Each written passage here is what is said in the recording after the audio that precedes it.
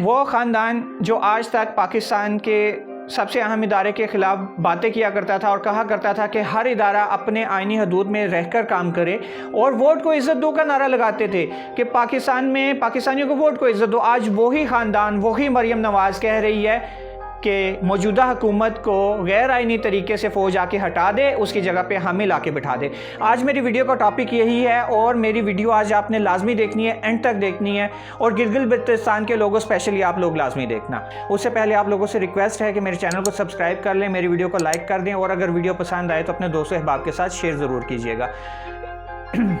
तकरीबन 1 से 1.5 महीना हो गया है मरियम नवाज़ और उसका मफरूर इश्तिहारी और हमारा मुजरिम, पाकिस्तान का मुजरिम, हमारा पैसा लेके लंदन बीमारी का बहाना करके भागा हुआ नवाज़ शरीफ 1-1.5 महीने से हमारे इदारों के ऊपर कीचड़ उछाल रहा है, उनके ऊपर तनकीद कर रहा है और बाकायदा नाम लेके मौजूदा आर्मी चीफ़ और ISI के चीफ़ के नाम लेके उनके ऊपर तनकीद कर रहा है कि हमारी हुकूमत को और मुझे निकालने में आप लोगों का हाथ है, आप लोगों ने मुझे निकाला है और इमरान खान को हुकूमत दी है।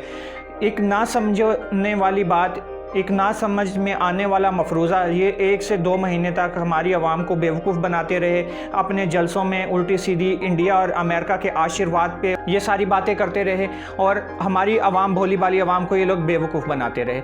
जब इनकी दाल नहीं गली, जब इन्होंने देखा कि बलूचिस्तान से इनके बंदे निकल गए, PDM के अपने ANP और दूसरी जमातें जो हैं वो इनके मुखालिफ हो गई हैं और सबसे बड़ी बात कि पीपल्स पार्टी इनके इस मुल्क दुश्मन बयानिए के साथ नहीं खड़ी और जब इनको अपनी दाल ना गलती हुई नज़र आई तो फिर ये वही अपनी हरकतों पे आ गए हैं, तलवे चाटने वाली, क्योंकि पाँव पड़ना, तलवे चाटना तो इनके लिए कोई बड़ी बात है ही नहीं। मरियम नवाज़ ने BBC को इंटरव्यू देते हुए ये बात की है कि हम फ़ौज के साथ मुज़ाकरात करने के लिए रज़ामंद हैं, पर हमारी एक शर्त है कि फ़ौज पहले मौजूदा हुकूमत को फारिग करे, उसके बाद हुकूमत हमको दी जाए, यानी कि आले शरीफ को हुकूमत दी जाए, उसके बाद हम फ़ौज से बात करेंगे। कौन सी फ़ौज, कौन से बंदे, वही फ़ौज, वही आर्मी चीफ़, वही ISI का चीफ़ कि जिसके बारे में मुसलसल 2 महीने से अपने मुंह से बकवासियात करते आ रहे हैं और इंडिया की ज़ुबान बोल रहे हैं। मरियम नवाज़ के मफरूर ड्रामेबाज बाप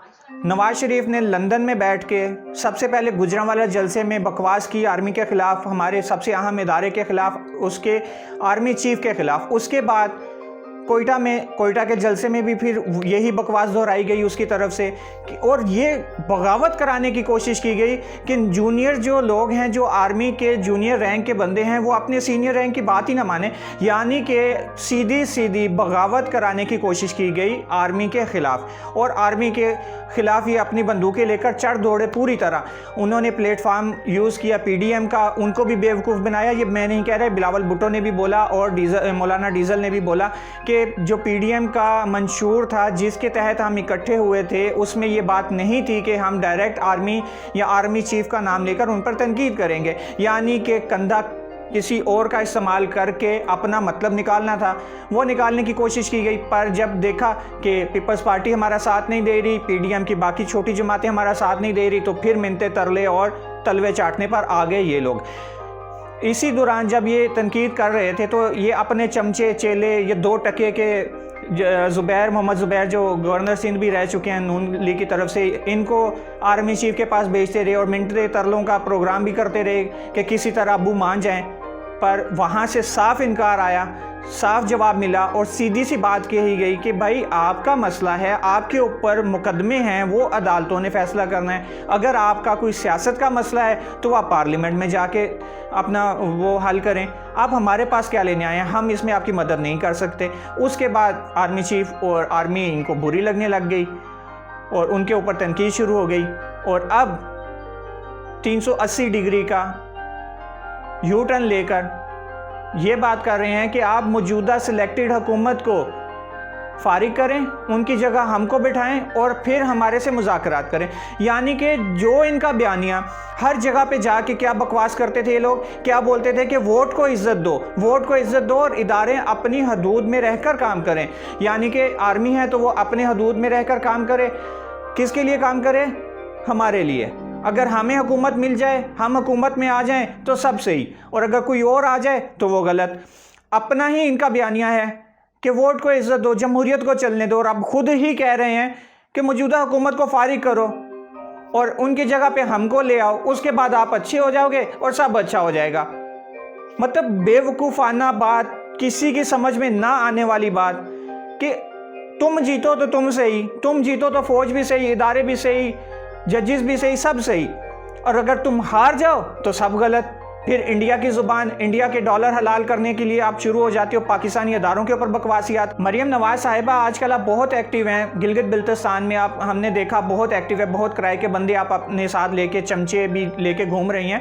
पर आपसे पाकिस्तानी अवाम ये पूछती है कि आपका सच क्या है, आखिर आप क्यों अवाम को बेवकूफ़ बना रही हैं? 1 महीने पहले तक यही फ़ौज गलत थी, यही इदारे गलत थे, सब कुछ गलत था, और जब दाल नहीं गली तो अब हुकूमत को हटाओ। यानी कि वही बात कि जी फ़ौज मुदाखलत करती है, अब खुद कह रही है अपने मुंह से कि फ़ौज मुदाखलत करे और सिलेक्टेड मौजूदा हुकूमत को फारिग करके उसकी जगह पर हमें लाके बिठा दिया जाए, हमें हुकूमत दे दी जाए। उसके बाद जनरल बाजवा साहब भी बहुत अजीम हस्ती हो जाएंगे और मेरा मफरूर बाप किसी तरह उसको भी वापस ले आने में मदद मिल जाएगी। मतलब इनके अपने बयानात, अपनी हरकतों से ही ये अपने आप को साबित कर रहे हैं कि इनका मुल्क से, पाकिस्तान से या पाकिस्तानी लोगों से कुछ लेना देना नहीं है। इनको सिर्फ और सिर्फ अपनी दौलत प्यारी है, इनको सिर्फ और सिर्फ अपनी जायदादें प्यारी हैं जो कि पूरी दुनिया में तकरीबन इन्होंने बनाई हुई है। मैं आप लोगों से अपील करूंगा, स्पेशली गिलगित बिल्तिस्तान के लोगों से अपील करूंगा कि इन चोर ख़ानदानों के चंगुल में मत आइएगा। एक आपको सिंध का भगोड़ा उधर आके सब्ज़ बाग दिखा रहा है कि हम ये कर देंगे, वो कर देंगे। आप ज़रा गूगल पे सर्च कर लें, किसी की बातों पे यकीन ना करें, आप ज़रा गूगल पे सर्च कर लें सिंध के क्या हालात हैं, कराची से लेके कश्मीर तक, जो ये एक ही ख़ानदान हुकूमत करता आ रहा है 35-40 सालों से, सिर्फ और सिर्फ पीपल्स पार्टी की हुकूमत आई है। आप ज़रा देख लें कि इन्होंने सिंध में क्या किया है, इन्होंने सिंध को क्या दिया है जो ये उधर आपकी बातें आके कर रहे हैं। और दूसरी रही बात मरियम नवाज़ की, मरियम नवाज़ ये भूल गई, वहाँ जलसों में भी बोलती है कि हुकूमत ने गिलगित बिल्तिस्तान का बेड़ा गर्क कर दिया। मतलब कोई हद होती है बेवकूफ़ बनाने की। पिछले 5 सालों से गिलगित बिल्तिस्तान में नून लीग की हुकूमत है और वहाँ जाके क्या कह रही है कि हुकूमत ने बेड़ा गर्क कर दिया गिलगित बिल्तिस्तान का। यानी कि अपने आप को अपने मुंह से इकरार भी कर रही है कि हम गलत हैं, हमसे बच के रहो।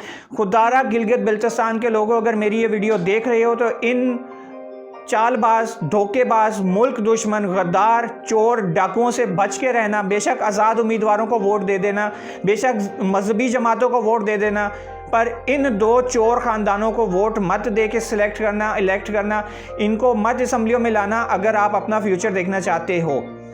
और अपील करूँगा मैं अपनी पाकिस्तानी अवाम से कि मेरी या किसी की भी बात ना सुने।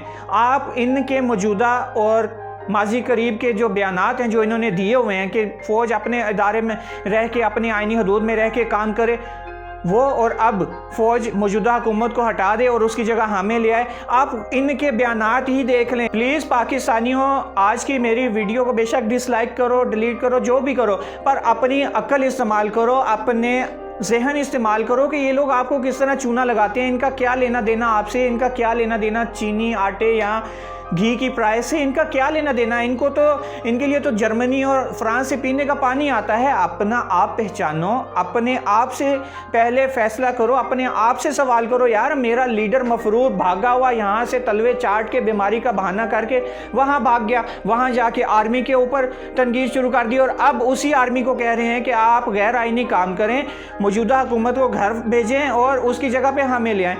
ये खुले तजादात, खुले बयानात और अक्ल वालों के लिए निशानियां हैं कि ये लोग कितने नौसरबाज हैं, कितने चालबाज हैं, कितने गद्दार हैं और कितने मुल्क दुश्मन हैं, और इनको पाकिस्तान से कोई लेना देना नहीं है। खुदारा पाकिस्तानियों, इनके चुंगल से बचो, इनकी चालबाजियों से बचो और अपने आप, अपना और पाकिस्तान का और अपने आने वाली नस्लों का मुस्तकबिल बचाओ इनके चुंगल से बचकर। उम्मीद करता हूँ कि मेरे पैगाम को समझ गए होंगे आप लोग और इन दोनों सियासतदानों के चुंगल से अब आप निकलेंगे। और स्पेशली गिलगित बिल्तिस्तान के लोगों, खुदारा अक्ल से काम करना।